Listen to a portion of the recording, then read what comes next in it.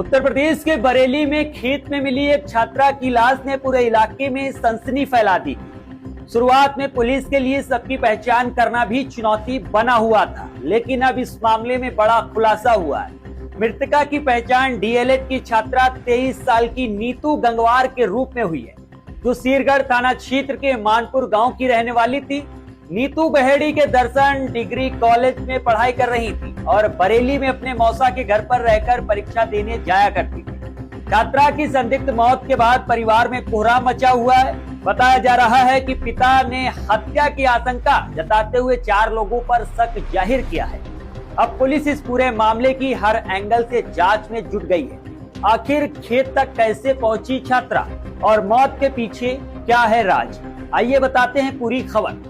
दरअसल पूरा मामला सीबीगंज थाना क्षेत्र के बड़ा बाईपास के पास खना गोटिया गांव जाने वाले रास्ते का है। शुक्रवार को हाईवे किनारे खेत में छात्रा का शव मिलने से इलाके में हड़कंप मच गया। खेत की तरफ गए लोगों ने सब देखा तो तुरंत पुलिस को सूचना दी। सूचना मिलते ही सीबीगंज पुलिस मौके पर पहुंच गई। कुछ ही देर बाद फील्ड यूनिट फोरेंसिक टीम और एसएसपी अनुराग आर्या भी घटनास्थल पर पहुंचे, जांच शुरू कर दी है। छात्रा के मुंह से खून निकल रहा था और शरीर पर चोट के निशान मिले थे। शुरुआती जांच में गला दबाकर हत्या की जाने की आशंका जताई गई।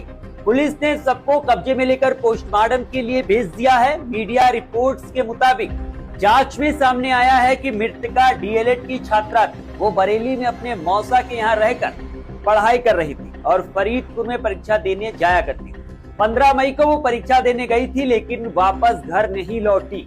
काफी तलाश के बाद भी उसका कोई सुराग नहीं मिला, जिसके बाद परिजनों ने गुमशुदगी दर्ज कराई थी।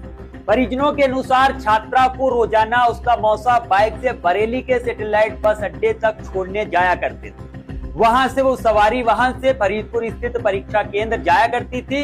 इस बार भी वो परीक्षा देने गई थी, लेकिन घर वापस नहीं लौटी।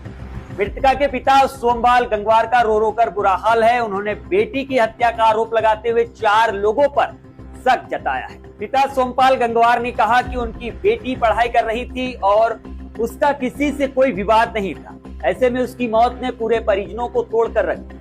उन्होंने आरोपियों को जल्द गिरफ्तार कर सख्त सजा देने की मांग